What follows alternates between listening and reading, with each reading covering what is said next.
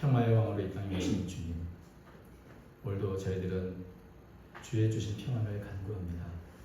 지치고 피곤한 심령과 이 거칠고 험한 세상에서 주의 뜻을 살아가고자 하지만 지치고 평안한 가운데에서 이 긍휼로 주옵소서. 우리에게 세상에 주지 못하는 참된 평안으로 채워주시고 또한 말씀을 통해 우리 심령을 새롭게 세워주시옵소서. 심히 부족한 종이 주의 말씀을 두고 섰습니다. 홀로 두시면 아무 유익을 끼칠 수 없사오니 주께서 사용하여 주시고 저는 이나 듣는 자가 더욱더 주의 말씀 앞에 순복하는 귀한 시간 삼아 주옵소서. 함께 주시고 나오며 예수님 이름으로 기도하옵나이다. 아멘. 톰 소여의 모험이라는 우리 어리가 좋아하는 책이죠. 또 뭐 왕자와 거지 이런 재미나는 이야기가 우리 읽어보신 적 있을 겁니다. 이런 재미난 이야기를 썼던 이 마크 트웨인이 말년에 아주 재미난 그러나 굉장히 심각한 이 우화를 한 편 썼습니다. 1905년 말년에 썼는데 내용이 너무 심각해서 그 당시에는 발표하지 못하고 마크 트웨인이 죽은 후에야 출간될 수 있었는데 그 제목이 전쟁을 위한 기도입니다. 젊은이들이 그 당시 뭐 여러 가지 전쟁터로 필리핀과의 전쟁, 미국에서 보냈는데 이렇게 전쟁터 보내가서 그 외에는 어떻게 할까요? 우리 젊은이들 가서 전쟁에서 승리해 달라고 예배를 드리고 기도하지 않았겠습니까? 근데 그 기도가 과연 옳은가? 여기를 이제 풍자한 그런 내용입니다. 이렇게 젊은이들을 보내고 전쟁터에 보낸 후에 아주 장엄한 예식을 하고 기도를 할 때 한 노인이 와서 여러분이 지금 기도한 그 의미가 무엇인 줄 알고 있습니까? 그 기도는 바로 이런 내용입니다 하면서 그걸 쭉 풀어주는 그런 얘기인데 좀 그 중에 한 부분만 좀 인용하면 이렇습니다. 오 우리 주 하나님이시여, 우리를 도우시어 우리의 포탄으로 저들의 병사들을 갈기갈기 찢어 피 흘리게 하소서. 우리를 도우시어 저들의 청명한 벌판을 저들 애국자들의 창백한 죽음으로 뒤덮게 하소서. 우리를 도우시어 청동 같은 총성을 저들의 부상병들이 고통으로 몸부리치며 내지는 비명 속에 잠기게 하소서. 우리를 도우시어 폭풍처럼 휘몰아치는 포화로 저들의 누추한 집들을 다 잿더미로 화하게 하소서. 우리를 도우시어 저들의 죄 없는 과부들이 비통에 빠져 가슴 쥐어뜯게 하소서. 우리를 도우시어 저들이 집을 잃고 어린 자식들과 함께 흙바람이는 황폐한 땅을 떠돌게 하소서. 우리는 그것을 바라나이다. 이런 이제 내용이죠. 굉장히 무섭죠. 우리가 이 전쟁을 위한 기도는 성 프란시스코의 그 평화를 위한 기도와 정반대의 내용입니다.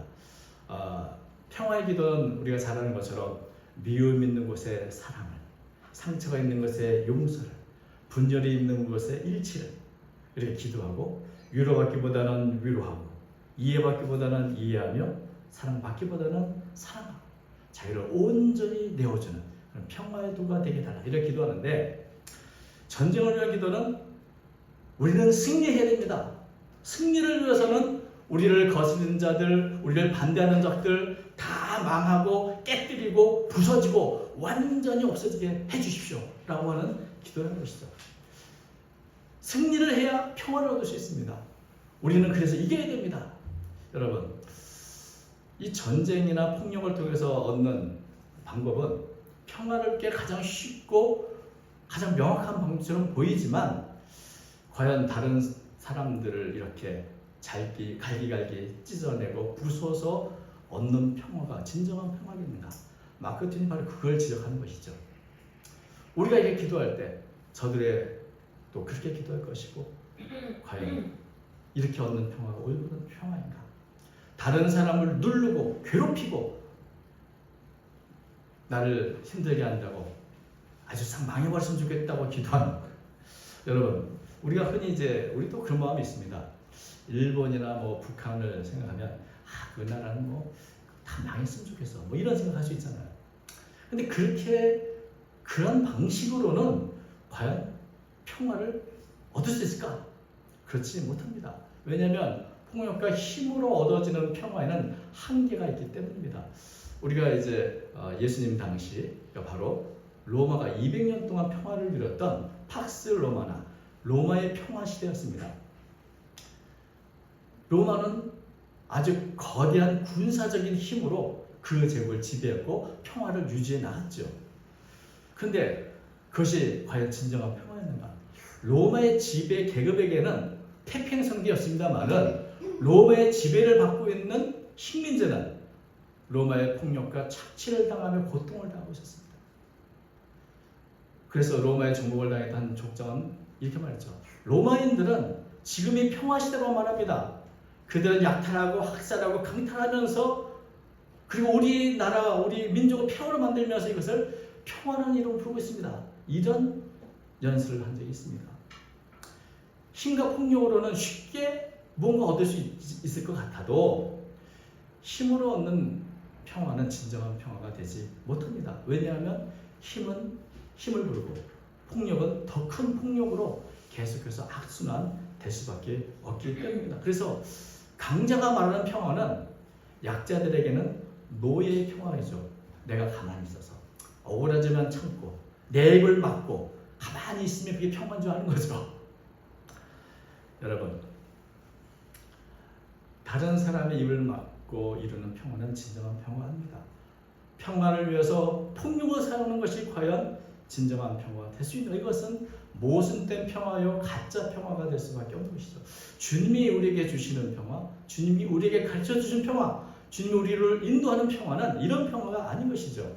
오늘 본문을 보니까 예수님께서 예루살렘 성을 향하여 통곡하시면서 이렇게 말씀하십니다. 42절 이르시되 너도 오늘 평화에 관한 일을 알았다라면 좋을 뻔하였거니와 지금 네 눈에 숨겨졌다.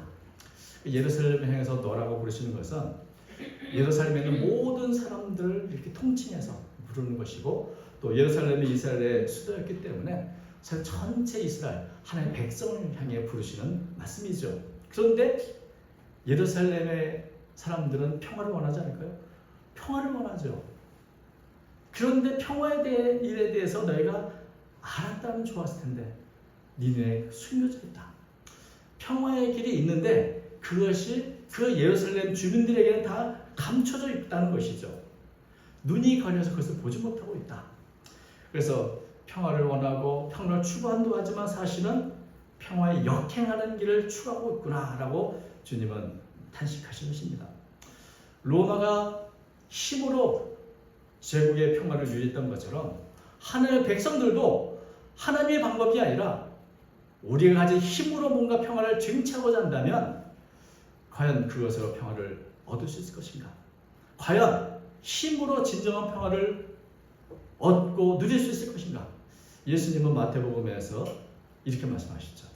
칼을 가지는 자는 다 칼로 망하느니라.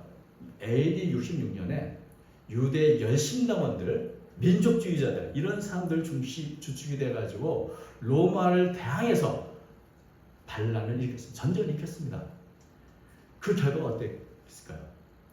몇 년 지나지 않은 4년 후에 AD 70년에 예루살렘은 거대한 로마 제국의 힘에 의해서 티투스에 의해서 완전히 철저하게 파괴되어 버렸습니다. 예루살렘에 있었던 110만 명이 다 죽었고 남은 자들은 다 포로나 노예로 끌려갔고 성벽은 다 무너졌고 돌 하나도 돌 위에 남지 않도록 철저하게 파괴되고 멸망을 당하고 이곳이 옛날에 사람이 살던 곳인가 조차 알 수 없게끔 명을 아주 완벽하게 부서져 버린 것을 보게 됩니다.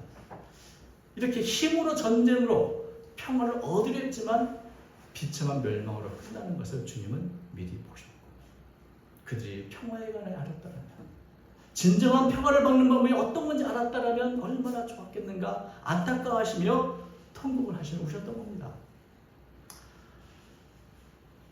예수님은 이렇게 말씀하셨죠. 43절과 44절 날이 이를지라 네 원수들이 토돈을 쌓고 너를 눌러 사면으로 가두고 또 너와 및 그 가운데 네 자식들을 땅에 메어치고 돌 하나도 돌 위에 남기지 않으리.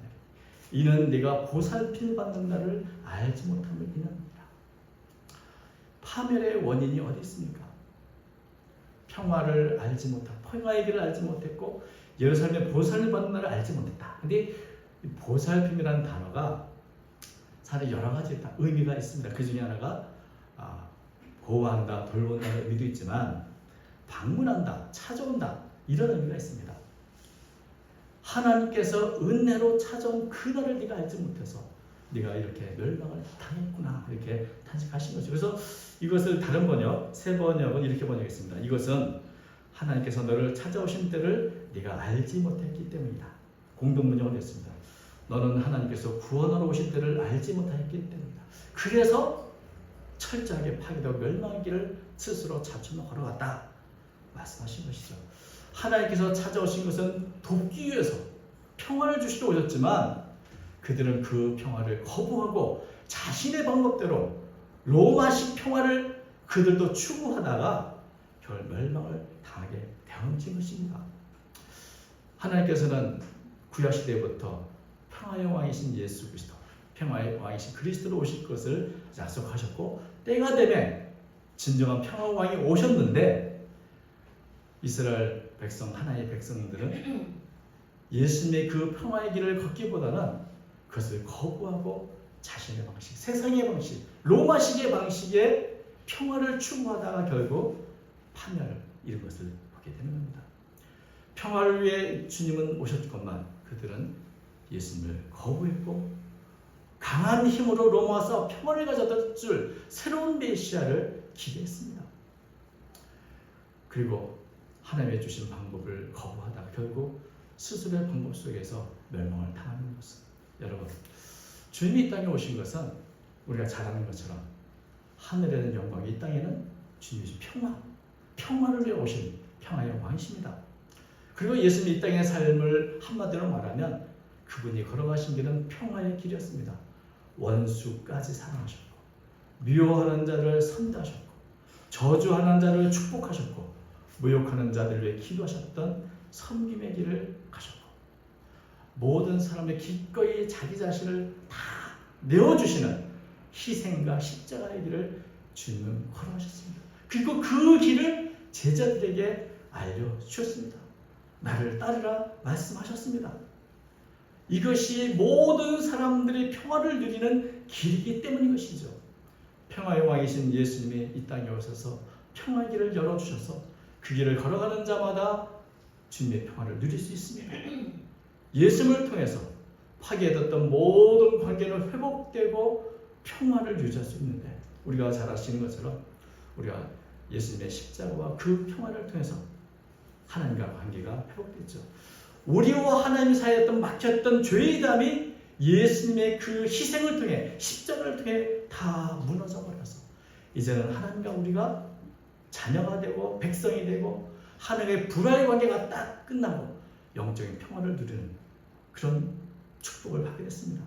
로마서 5장이죠. 그러므로 우리가 믿음으로 의롭다 하심을 받았으니 우리 주 예수 그리스도로 말미암아 하나님과 더불어 화평을 누리자.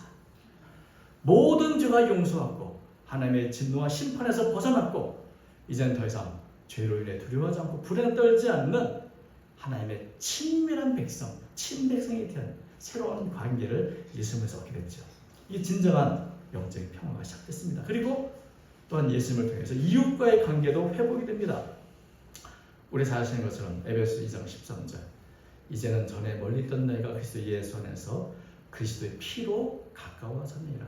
그는 우리의 화평이신지라 둘로 하나를 만드사 원수된 것 그 중간에 막힌 담을 자기 육체로 하시고 우리가 아시는 것처럼 예수님 오시기 전까지 민족과 민족 간의 적대 관계, 경쟁 관계, 유대인과 이방인 사이의 적대 관계와 차별, 남자 여자의 그 차별과 구별 이런 것들로 인해서 모든 관계가 끼져 있었지만 평화의 신 주님이 오셔서 막힌 담을 다 하셨다. 원수들과의 그 중간에 막힌 담 다 하셔서 다 주님 안에서 하나가 되게 하시고 진정한 평화를 누릴 수 있도록 이웃과의 평화를 누릴 수 있도록 하셨다는 것이죠. 또 예수님이 우리에게 주시는 평화, 내 자신과의 관계도 회복이 됩니다. 우리 지나간 과거의 잘못과 지난 과거와도 우리는 이제는 화해하고 이제는 주님과 새로운 삶을 살게 되면서 우리의 마음속에 있는 부패, 갈등 이런 것들을 우리는 버리고 이제는 마음의 평화를 또 누릴 수 있게 되죠. 예수님은 십자가를 바로 지기 전날 제자들 향해서 이렇게 말씀하셨습니다. 요한복음 14장 27절 평안을 너에게 끼치노니 곧 나의 평안을 너에게 주노라. 내가 너에게 주는 것은 세상에 주는 것과 같지 아니하니라. 너희는 마음에 근심하지도 말고 두려워하지도 말라. 여러분, 이 말씀이 참 귀한 말씀인데, 이 말씀이 바로 십자가를 지기 전날 하신 말씀입니다. 바로 고통과 저주의 십자가를 져야 하는데, 그 앞에 두고도 예수님은 나는 평안하다. 내 평안을 너에게 주겠다. 이렇게 말씀하신 거죠. 여러분, 이렇게 환경과 상관없고 원수들 앞에서도 누릴 수 있는 평안이야말로 진정한 평화가 아니겠습니까? 이것은 세상에 줄 수도 없고 세상에 알지도 못하는 정말 주님께서만이 줄 수 있는 그런 평화인 것이죠. 그래서 물질이 주는 풍요로 얻는 평화도 아니고 힘과 권력으로 얻어지는 평화도 아니고 오직 주님이 십자가를 통해서 우리에게 주시는 평화, 환경에 따라 움직이는 편하지 않고 흔들리지 않는 그런 평안을 주님 우리에게 주시는 겁니다. 그래서 누구든지 평안을 원하고 평안을 원한다면 누구를 따라야 하는가? 주님의 그 길, 그 평안의 길, 평화의 길로 걸어가야 하는 것입니다. 그런데 예수님 당시에도 예루살렘의 모든 사람들이 평화에 관한 일을 알지 못했습니다. 오늘 평화에 관한 일을 알았더라면 좋을 뻔하였거니와 너에게 숨겨졌다. 오늘은 그렇지 않을까요? 우리도 사실은 이 평화에 관한 일을 우리가 다 알고 있는가? 주님이 주시는 평화를 우리는 날마다 누리며 그 길을 걸어가고 있는가? 여러분, 평화의 길이 여전히 숨겨진 것처럼 그 평화를 찾지 못해서 평화와 어긋나는 잘못된 길로 걸어가는 수많은 이들을 보며 주님은 여전히 통곡하고 계십니다. 예수님의 이런 울음과 또 안타까움, 사실 그것을 통해서 우리는 예수님의 마음을 배울 수 있습니다. 모든 사람이 구원을 받고 평안을 누리기 원하는데 왜 그것을 모르고 왜 이것이 그들에게 감춰져 있는가? 그들은 여전히 평안을 원하면서도 자꾸만 멸망의 길을 걸어가는가? 여러분, 이런 것이 바로 예수님의 눈물의 의미이고 또 우리가 배워야 할 예수님의 마음인 것입니다. 제가 이번 주에 참 처음으로 일본을 방문을 했는데 그 중에 나가사키 원폭 기념관을 방문했습니다. 두 번째로 원폭이 떨어져서 투하했던 지점과 거기서 15만 명의 희생자들이 있던 그것을 방문하면서 그것을 찾기 전에는 우리가 이 일본 때 얼마나 착취당하고 압제를 당했는데 를 생각하면서 원자폭탄 투하된 것이 조금 통쾌한 느낌이 있었던 것이 사실입니다. 그런데 그곳에 가서 학생들과 또 성도들과 수많은 사람들이 비참한 그 피해자의 모습들을 보면서 내가 참 죄인이구나 생각을 했습니다. 내 마음이 이렇게 악한 부분이 있구나. 여러분, 우리의 평화는 그들이 잘못돼서 얻어지는 게 아니라 그들도 잘 되고 우리도 잘 되는 그런 평화가 진정한 평화가 아니겠습니까? 그들도 사실은 우리와 같은 시대의 희생자였고 그 당시 군국주의들과 그 당시 시대가 만들어진 희생물이었지 그들이 특별히 우리보다 악하고 나빠서는 아니었을 겁니다. 우리와 똑같은 사람들이 사실은 평화의 길을 알지 못하고 잘못된 길을 걸어가는 그 희생을 당하게 된 것이죠. 그래서 다시 한번 그 기념관을 보면서 전쟁이란 어떤 명분을 가지고도 변명할 수 없는 죄다. 이것을 깊이 느꼈습니다. 그리고 주님은 이렇게 힘으로 평화를 누리고자 하는 그 모순 지적하시고 평화를 원한다면 평화의 길을 가야 한다는 것이죠. 폭력의 길이 아니라 힘의 권세가 아니라 주님이 걸어가셨던 십자가의 길, 그 길이 평화의 길이고 우리가 평화를 누릴 수 있는 길이고 이웃에게 평화를 전할 수 있는 것입니다. 평화를 알지 못하는 이들을 향해 흘렸던 예수님의 눈물, 그것이 바로 우리가 배워야 할 예수님의 마음인 것이죠. 평화는 그냥 주어지지 않습니다.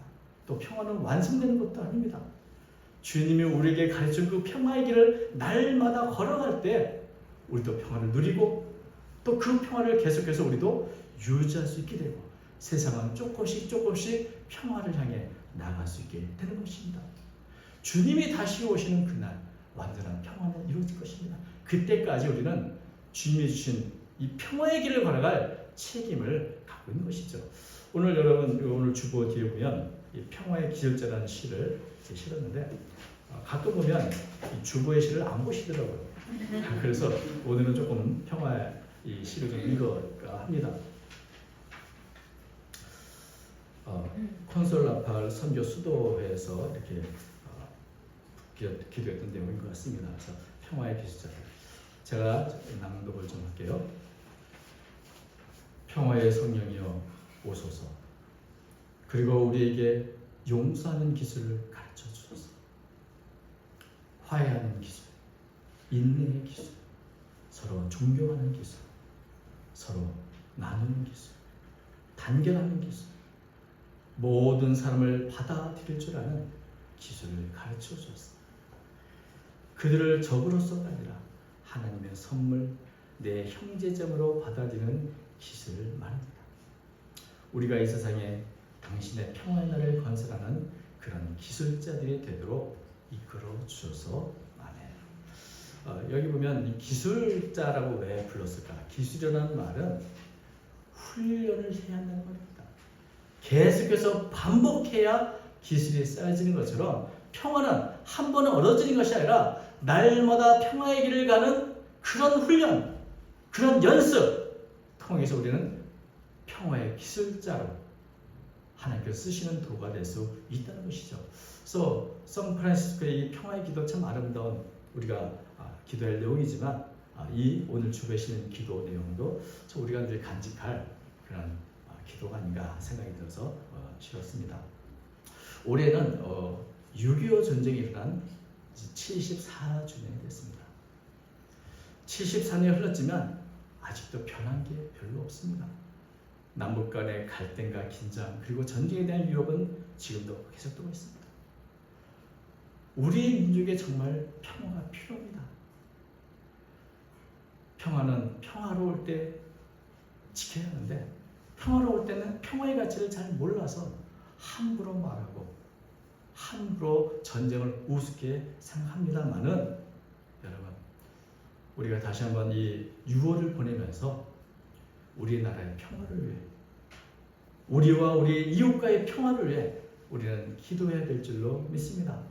여전히 평화에 관한 소식을 알지 못하고 힘의 평화를 추구하는 북녘에 있는 이들과 정치인들과 세계 모든 이를 향해서 예수님이 가르친 진정한 평화의 길을 그것을 우리는 걸어가야 될 것이고 그것을 우리는 전해야 될 줄로 믿습니다.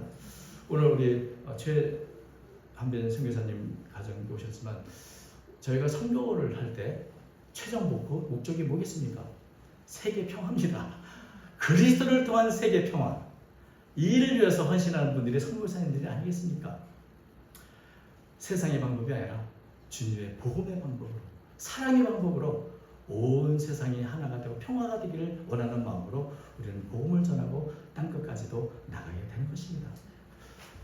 오늘도 이 예수님의 마음, 평화의 길을 원하고 찾기를 원하는 이 예수님의 마음을 우리 가슴에 품고 우리도 부족하지만 또 실수도 많지만 하루하루 주님이 가르친 평화의 길을 걸어가는 저와 여러분 되시고 주님이 주시는 평화를 누려가는 저와 여러분 그런 귀한 은혜가 내리시기를 주님의 이름으로 축원드립니다. 기도하겠습니다.